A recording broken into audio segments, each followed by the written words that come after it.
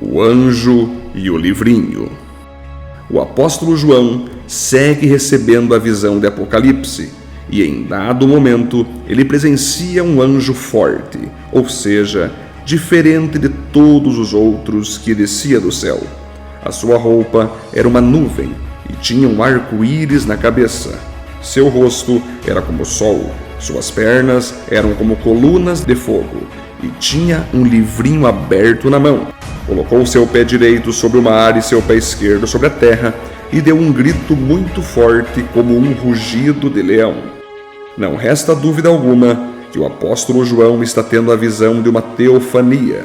Teofania é uma manifestação da pessoa de Deus em um formato de anjo ou outro elemento da natureza. Quando Abraão teve contato com Melquisedeque, rei de Salém, e para ele deu seu dízimo, era o próprio Deus que se revelou. Quando Abraão recebeu a visita de 3 anjos antes deles destruírem Sodoma e Gomorra, na verdade, era o próprio Deus neles revelado. Quando Jacó lutou com o anjo, tendo a articulação de sua coxa deslocada, ele lutou com o próprio Deus ali, tendo seu nome mudado para Israel, pois Israel significa aquele que lutou com Deus e venceu, no sentido que, quando um homem se entrega e perde a luta contra seu Criador, renunciando sua própria vontade e fazendo a dele, tal pessoa venceu Deus, em um sentido de foi aprovado por Deus.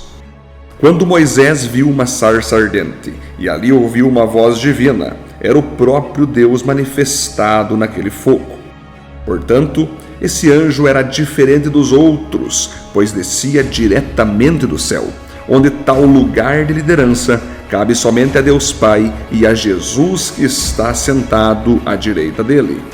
Sua roupa ser de nuvem mostra que Deus sempre revelou sua glória, através da nuvem que se levantava ou baixava no acampamento dos judeus, e o próprio Jesus disse que quando voltar, vai voltar sobre as nuvens.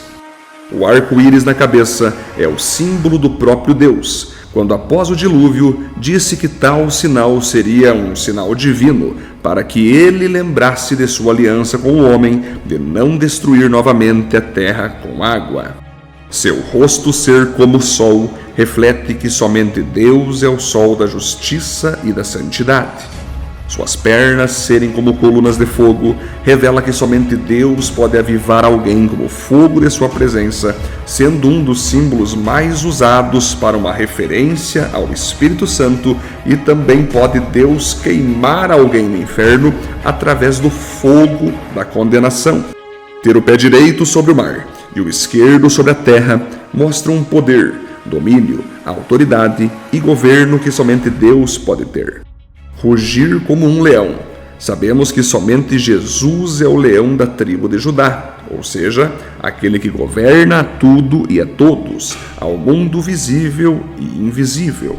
Jesus é o próprio Deus, Deus é o próprio Jesus, por isso eles são um neles mesmo, mesmo sendo Deus o Pai, Jesus o Filho e o Espírito Santo, o Espírito de Deus. Cada um possui suas funções e características, mas eles 3 são um em pensamentos, desejos e ações. Portanto, Jesus é o próprio Deus manifestado nesse anjo. O livrinho que estava em sua mão é a própria Bíblia Sagrada, com todas as suas promessas que Jesus cumpriu, cumpre e continuará cumprindo por toda a eternidade. A voz de Deus falou com João para que pegasse esse livro da mão de Jesus, comesse ele, sentisse o sabor de mel em sua boca e o azedo em seu estômago, recebendo a ordem de pregar essa mesma palavra que Jesus pregou sobre muitas nações, raças, tribos e reis. Mas por qual razão esse livrinho, que representa toda a palavra de Deus, deveria ser comida por João? E por que ela era doce como mel em sua boca, mas azeda em seu estômago? Muito simples. Deus estava dando para João uma missão semelhante ao do profeta Ezequiel no Antigo Testamento, quando também teve que comer um livro, conforme escrito em Ezequiel capítulo 2, do versículo 8 ao 10. e Ezequiel capítulo 3, versículo 1 ao 9, que diz: Homem mortal, preste atenção no que eu estou dizendo. Não seja teimoso como eles. Abra a boca e coma o que vou dar a você. Aí eu vi uma mão que se estendia para mim, segurando um rolo. Ela o desenrolou e vi que nos dois lados havia coisas escritas. E o que estava escrito eram gritos de dor, lamentos e gemidos. Deus disse: Homem mortal, coma esse rolo. Depois vá e fale ao povo de Israel. Então abri a boca e ele me deu o rolo para comer. E disse: Homem mortal, coma esse rolo que lhe estou dando. Encha o seu estômago com ele. Eu comi, e era doce como mel.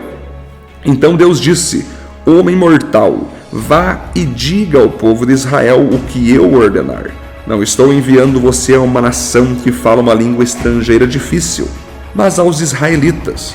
Se eu o enviasse a grandes nações que falam línguas difíceis que você não pudesse entender, elas dariam atenção a você. Porém, o povo de Israel não vai lhe dar atenção, pois eles não querem ouvir o que eu digo. Todos eles são teimosos e rebeldes. Mas agora eu vou fazer com que você se torne tão teimoso e duro como eles. Farei com que você fique tão forte como uma rocha e tão duro como um diamante. Por isso, não tenha medo, nem se assuste com esses rebeldes. Ezequiel 3, 1 ao 9. A Bíblia diz em Mateus capítulo 4, versículo 4, a seguinte afirmação de Jesus: As Escrituras Sagradas afirmam: o ser humano não vive só de pão, mas vive de tudo que Deus diz. Em Salmo capítulo 119, versículo 102 ao 104, diz o seguinte: Não tenho deixado de cumprir as tuas ordens, porque és tu que me ensinas.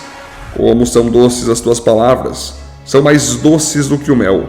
Por meio das tuas leis consigo a sabedoria, e assim detesto todos os caminhos da mentira. Também diz em Hebreus capítulo 4, versículo 12 ao 13 o seguinte: Pois a palavra de Deus é viva e poderosa, e corta mais do que qualquer espada afiada dos dois lados. Ela vai até o lugar mais fundo da alma e do espírito, vai até o íntimo das pessoas e julga os desejos e pensamentos do coração delas. Não há nada que se possa esconder de Deus. Em toda a criação, tudo está descoberto e aberto diante dos seus olhos, e é a Ele que todos nós teremos de prestar contas. Hebreus 4, 12 ao 13.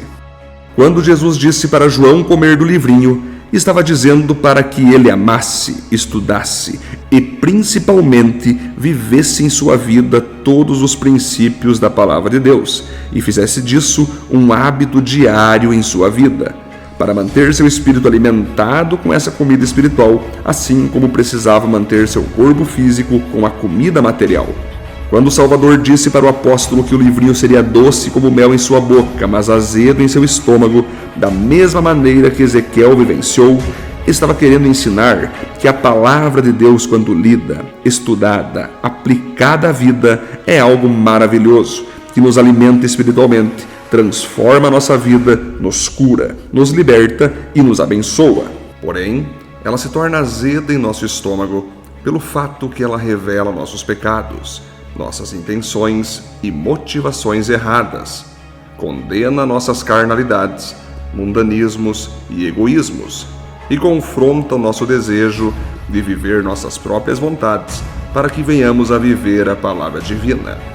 Como vimos em Hebreus, a própria Bíblia diz dela mesma que ela é uma espada que corta o nosso ego, machuca nosso orgulho e mata nossas vontades. Essa palavra que é doce como mel em nossa boca, porque nos abençoa e nos transforma, mas é azeda em nosso estômago, porque nos confronta. É a mesma palavra que Deus enviou o profeta Ezequiel e o apóstolo João pregar para todos que eles pudessem em sua geração. Assim como nós cristãos, nos tempos de hoje, devemos seguir a mesma missão de pregar esse evangelho para todas as pessoas de nossa geração e estarmos preparados para sermos odiados, atacados e perseguidos por milhares que não aceitarão receber e nem praticar essa palavra. Mas também devemos ter a esperança e a certeza que milhares de outras pessoas irão ouvir, crer, receber e viver essa palavra, sendo salvos por Jesus e integrantes de sua igreja na terra.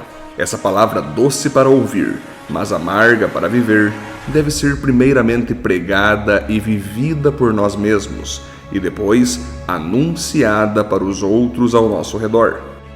Não podemos ter medo de cara feia, ira, manifestação de rebeldia e nem qualquer tipo de perseguição por parte daqueles que não aceitarão a palavra pregada. Nosso compromisso como cristão é com a leitura, estudo e prática da palavra de Deus e com o anúncio integral dela para todos que Deus nos enviar. Nosso papel, missão e responsabilidade é pregar, mas cabe àqueles que ouvirem, receberem ou não receberem, e cabe ao Espírito Santo seguir fazendo o papel que só cabe a Ele, e não a nós, de convencer o homem que ouviu a palavra do pecado, da justiça e do juízo. Quanto mais for passando o tempo, mais o nosso planeta e toda a humanidade irá fazer de tudo para tirar a palavra de Deus das escolas, das mídias, dos livros, da política e da sociedade como um todo, pois não irão aceitar abandonar os seus pecados e viver uma nova vida em Cristo. Grupos ideológicos, carnais e satânicos de todos os tipos irão desprezar a Jesus, sua palavra e todos os ensinos dela sobre salvação, santidade, casamento, família, papel do homem e da mulher, definição sexual, fé, graça, amor, eternidade, céu, inferno, etc. A palavra de Deus será celebrada por muitos como algo doce como mel, mas também será odiada por outros milhares que não conseguem ver nessa palavra nada de bom, mas somente algo que é azedo, atrasado, desatualizado e místico. Jesus nos ensina, com toda essa revelação dada a João, o seguinte princípio: prefira subir para o céu, reprovado por homens, mas aprovado por Deus, do que descer para o inferno, aprovado por homens, mas reprovado por Deus.